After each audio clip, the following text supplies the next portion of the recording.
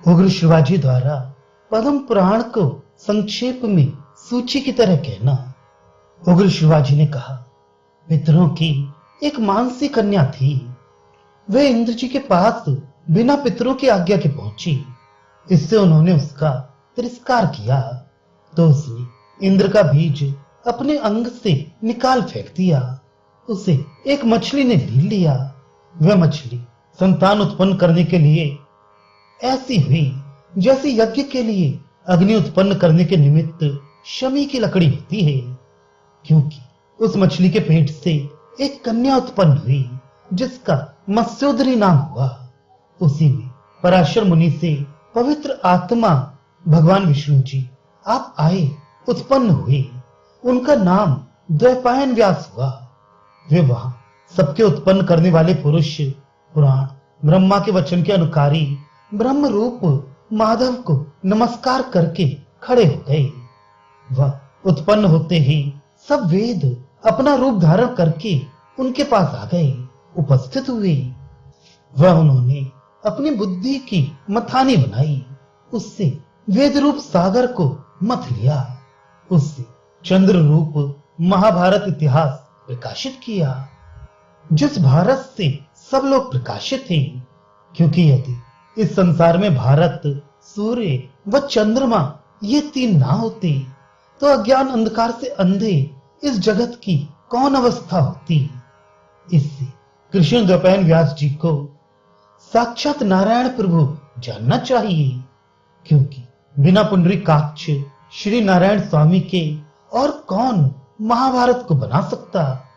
सो हमने सर्वज्ञ सब लोगों से पूजित महातेजस्वी व वेदवादी उन्हीं वेदव्यास भगवान के मुखारविंद से सुने हुए अपने पिता के मुख से सब पुराण सुने हैं।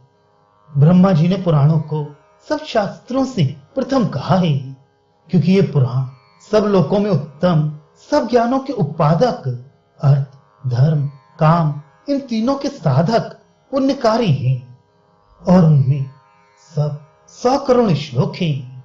सो इन पुराणों व वेदों को प्रलय के समय ब्रह्मा जी के कहने से भगवान विष्णु जी ने घोड़े का रूप धारण कर लिया और जल के भीतर रख छोड़ा था। जब फिर ब्रह्मा जी कल्प के आदि में जागे, भगवान ने मत्स्य अवतार ले 6 अंग सहित चारों वेद व सब पुराण जल के भीतर से ले आने दिया। फिर ब्रह्मा जी ने व्यास का रूप धारण किए हुए श्री हरि भगवान से सब वेद व पुराण कहे। ये वेद और पुराण सब प्रलयों के पीछे जब सृष्टि होने लगती है तब कहे जाते हैं, परंतु उन 100 करोड़ पुराणों के श्लोकों में से प्रत्येक द्वापर युग के अंत में 4 लाख श्लोक ब्रह्मा जी व्यास जी से कहते हैं। उन्हीं 4 लाख श्लोकों के व्यास जी 18 पुराण अलग अलग कर देते हैं। वही 4 लाख ही श्लोक इस पृथ्वी पर प्रकट रहते हैं, अधिक नहीं।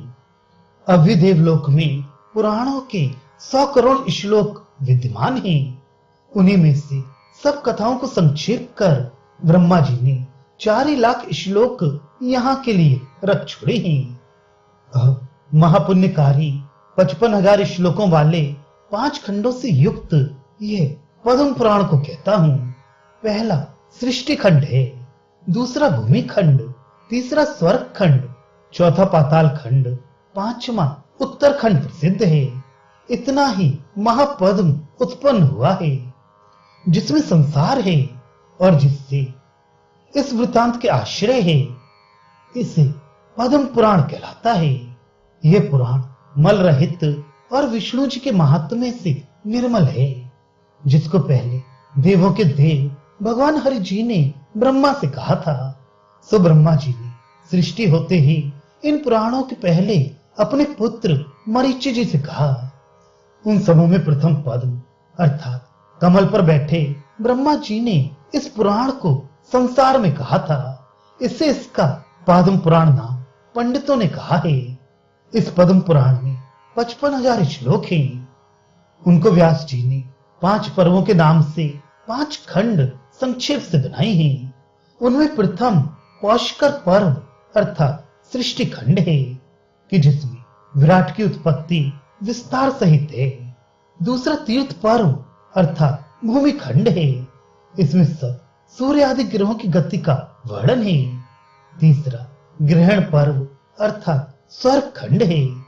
इसमें सब प्रतापी राजाओं के चरित्र हैं। व चौथा वंशानुचरित्र अर्थात पाताल खंड कहलाता है।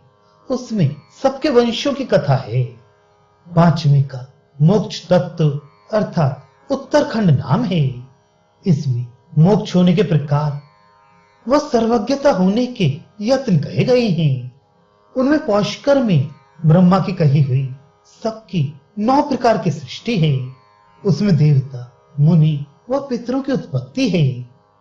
दूसरे पर या खंड में पर्वत द्वीप व 7 सागरों का वर्णन है। तीसरे पर्व या खंड में रुद्र सर्ग है व दक्ष प्रजापति के श्राप की कथा है। चौथे पर्व या खंड में राजाओं की उत्पत्ति व उनके वंशवालों का वर्णन है। पांचवें पर्व या खंड में मोक्ष शास्त्र का अनुकीर्तन व मोक्ष मार्ग दर्शाया गया है। हे ब्राह्मणों, आप लोगों से इस पुराण में हम इतने विषय वर्णन करेंगे।